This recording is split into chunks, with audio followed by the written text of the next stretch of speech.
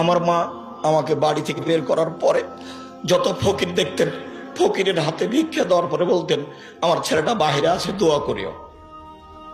এটা ছিল আমার মায়ের কথা। আমার বাংলা অক্ষরও ভালো চিনতেন না, বাংলা অক্ষর চিনতেনই না, আরবি অক্ষর ভালো চিনতেন না। আমার আব্বা আরবি অক্ষর চিনতেন। শুধু ফকির মিসকিনকে ভিক্ষা দেওয়ার সময় দোয়া করার জন্য বলতেন।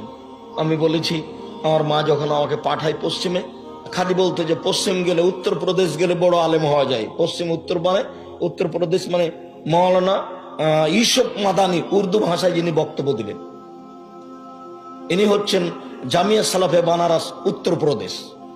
এই এলাকাতে গেলে, পড়তে গেলে নাকি বড় মৌলানা হওয়া যায়। এটা আমার মা বলতেন, যে লাঠি পাগড়ি পাওয়া যায়। আমার মা আমাকে প্রথম দিন সাথে করে নিয়ে গেছিলেন পড়তে পাঠানোর জন্য। আমার মা চলে যাওয়ার পরে আমার ওই দৃশ্যটা খুব মনে পড়ে।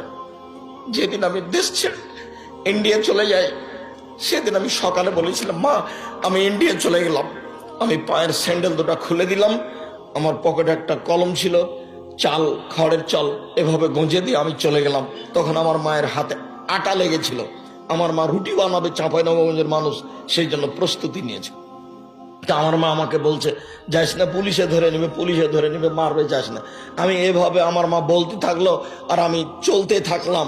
আমার মা পিছে পিছে কিছু রাস্তা আসলো, তারপরে দেখলো যে ছেলে আর ফিরবে না। তখন আমার মা ফিরে চলে গেল। তুমি তাকে ক্ষমা করো, তার কবরের শাস্তি তুমি মাফ করো। আমার মায়ের জন্য আমার এই দুটো দৃশ্য খুব মনে পড়ে।